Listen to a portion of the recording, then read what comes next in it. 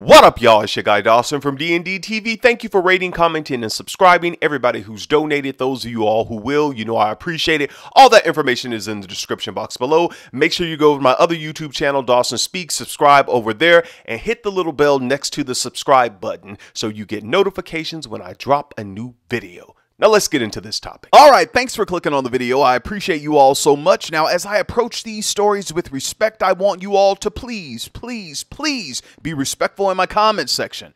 All right, now this story comes out of Florida. Take a breath. Yeah. I know we got a lot of weirdos in Florida, but guess what? You all have weirdos where you all reside. So please, miss me on all the bashing Florida, all right? Let me continue. A Florida man is behind bars accused of shooting his ex-wife and her son over electricity usage. According to police, Michael Williams, 47 years old, became enraged after finding out that his ex-wife, Marsha Banks Williams, 48 years old, and her son, Robert Adams, who was 28 years old, had clipped the lock he had installed on the electrical box to prevent them from racking up high electricity bills, according to the Volusia County Sheriff's Office. Michael became so upset and he started an argument which ultimately resulted in Marsha and her son getting shot and losing their lives. Now, many people wanted to know, including myself, why were Marshall and Michael living together if they finalized their divorce in June? Well, according to investigators, Michael and Marsha lived together in their DeLand home about 40 miles north of Orlando after the divorce because they planned to sell the property and split the proceeds. Now, Michael Williams did call 911, and when they came, he told them that he shot his wife and her son, his stepson, because they attacked him. Now, Michael, the police didn't believe that, and neither do we. Now, when I first read this story, I felt bad, and I just put it to the side, and I just kind of went on because I'm from the Central Florida area. I used to go over to DeLand all the time, have family and friends who live there now. So it's kind of like when it's close to home, you just don't really want to touch it. But then some of my subscribers continue to send me stuff on Marsha Williams. And they're like, Dawson, this is what you've been talking about women in the church, the women who are getting hurt. And you all, when I looked at the videos, I was like, I gotta do this story. Marsha Williams was not only a wife, she was a motivational speaker and a life coach. Marsha, along with her ex-husband, were members of City of Destiny, which is the church of popular televangelist Paula White. Take a breath. Marsha Williams, along with her ex-husband Michael, had a podcast that was a part of City of Destiny's church ministry. They did it weekly to encourage listeners in the Central Florida area and around the world. Marsha and Michael were very active in their church. Everybody there loved them, and they were very close to their pastor, Pastor Paula White, especially Marsha. They both did a lot of things in the ministry. 10 years of marriage. How did it get to this? Now I'm going to let you all watch a couple of these videos. And then I'm going to come back with the rest of my commentary. And you all know me. I'm Dawson. And I won't hold back.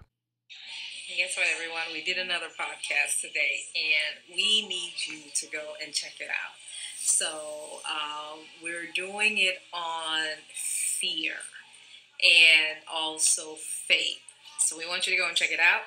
Whenever you get a chance, you will not be disappointed. That's it, Mike and Marsh. Follow us on Instagram, YouTube, and all that good stuff. Where you will always find the love of God and how it advances us in the kingdom of God. Today's episode is on long-term and short-term, the devil's plot. Hi, Marsh. You use the D word. You use the D word. So the devil has a plot. Yes. Come on, let's break it down. What does that mean? Well, let's start with this text right here, coming from 1 John 2:15. Do not love the world or the things in the world. If anyone loves the world, the love of the Father is not in him. For all that is in the world, the desires of the flesh, and the desires of the eyes, and the pride of life, is not from the Father, but is from the world. Do another test run. Let's do it again. Why you act like you don't want to do this with me? This is not right. I want to do it with you. that's not what I'm talking about. Jeez, does it always have to come to that? Just answer me one question. Why in the world that if we're in the middle of a conversation, why does it always trail over to that? To that? What is that? Oh, you didn't hear what you just said? What is that? How we like to do it together? Okay. You would like to do things together? That's not what you were talking about. I mean, we're married now. Focus. Look at you. Your skin is like doing all these little pieces and it's just messing up my hair. Black women in their hair.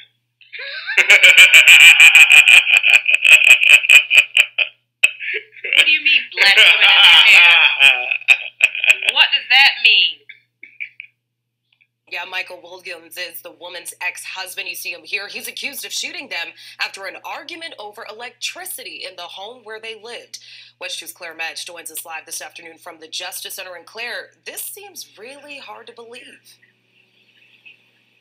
It really does, and it really is. The suspect and his ex-wife, Marsha Williams, were married for 10 years, divorced in June, but the suspect was still living with his ex and her adult son.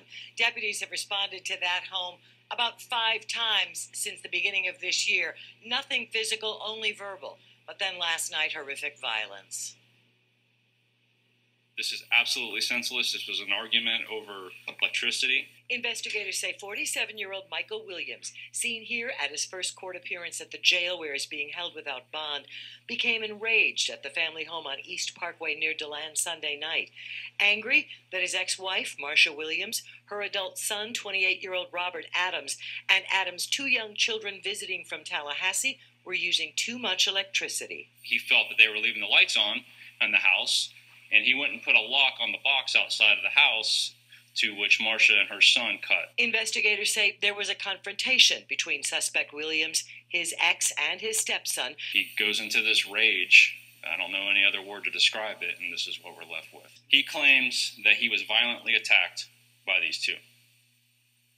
Now, I don't see anything on this guy. This does not look like a violent attack to me that warrants being shot multiple times. Investigators tell us the ex-wife called to say that the suspect had locked her out of the house, and though he didn't threaten to harm her, she was worried there was an implicit threat that he might do something while they were in the house. We're live in Volusia County. Claire Metz, West 2 News. Thanks, Claire Metz. I'll take it from here. All right, y'all, let's go in. But before I go in, let me say this like I did for Michelle Meredith. Claire Metz, you have been doing the news since I was a child in the Central Florida area. And to see you out there still beating the pavement, pounding the pavement, reporting the news is very inspiring, all right? Now let me get into what I want to say. Now, I want to send my condolences out to the family and friends of Marsha Williams and her son, Robert Adams. Man, this is tough, and especially to Robert's 2 kids, because those 2 babies, 5 and 6, they were home when their father and grandmother were shot. So I am praying for the family. When I was doing research for this story, I ran across a lot of videos and photos of Marsha Williams and her family. And when I tell you her spirit, it was just infectious. It just leaped out of she was so on fire for God and the things of God. Very active in her church. Even her son, Robert Adams, there was a photo just recently of this month of him on his knees at church worshiping God. And to tell you the truth, that really got me. I had to get up from my desk and get away from this story and go do something else. And I was thinking, I'm like, God, why is it that the people who are doing a work in the world and they're doing something with their lives, the good people, they're the ones who get taken out of here, and the bad people who raise hell, they just keep raising hell everywhere. Oh, y'all know I'm talking, right? And I know the super saints, the religious zealots, always gonna say, well, you know, Dawson, well, the Lord know what he doing, and you know, they up in heaven now and they with Jesus and blah. Look, shut up. I don't want to hear all that, and neither does this family. People are missing their loved ones right now, and that may be true, that they're up in heaven, all that, but people are missing them now. And then you have to deal with the way that they transitioned from this earth. The relatives, they have to deal with that. Some of you who've lost loved ones, you know what I'm talking about. And I just thought about this week because, you know, I'm going through my own thing with, you know, relatives and friends losing loved ones and stuff like that. And we're all talking about grief. And then I thought about this, you all. It's one thing when your relative dies of a sickness or natural causes, but it has to be more of a burden when your relative or loved one is gone because somebody murdered them. Think about that. You mean to tell me my child, my mom, my dad, my cousins, my brothers, they didn't die because of natural causes or a sickness? Somebody took them out of it? Come on, y'all got to use your head. When you're running to people's houses, I'm here to pay my respects, and you're saying all this stuff. Oh, hold your head up. Be strong. You got to be. If you don't get the hell up out my face, come on. Jesus wept. And if Jesus, come on. Boy, I'm telling you, y'all, some of y'all going to say that to the wrong person. You know, since I'm on that, let me say this real quick to my subscribers. If you all are going through grief of a relative or a loved one, take as much time as you need. I don't care if it's been 3 months, 6 months, a year, whatever it is. Don't you let these people tell you to be strong. You got to trust in the Lord. Don't cry. You got to be committed to your peace during this process. And if you got to block some people, delete people, or go get a new phone number, or just not open the door when they come over, do what you need to do to protect your peace. Because right now it's all about you, not them. Trust me, I know what I'm talking about. If that was for anybody in the comment section, put down, thank you, Dawson. That one's for me. That was for me. Let me go on. Michael Williams, you were an imposter. All of this stuff I saw you doing over at Paula White's church. You were laying hands on people, helping out in the ministry, doing the podcast weekly for the show, like you were really into it. All that was just for the outside, the exterior. But you didn't work on the inside, and you definitely didn't work on your mind. Even if the relationship did end in divorce, that doesn't have anything to do with your relationship with God. You still go on with your life. You still work on your mind and you work on yourself. I don't care if the relationship ends. You all know what I've always told you. We don't fall in love, we walk in love. So if the relationship is over, we can walk away. No one has to get hurt. You all, this story really got to me. A mother and her son gone. His children left fatherless. All because of this crazy narcissist.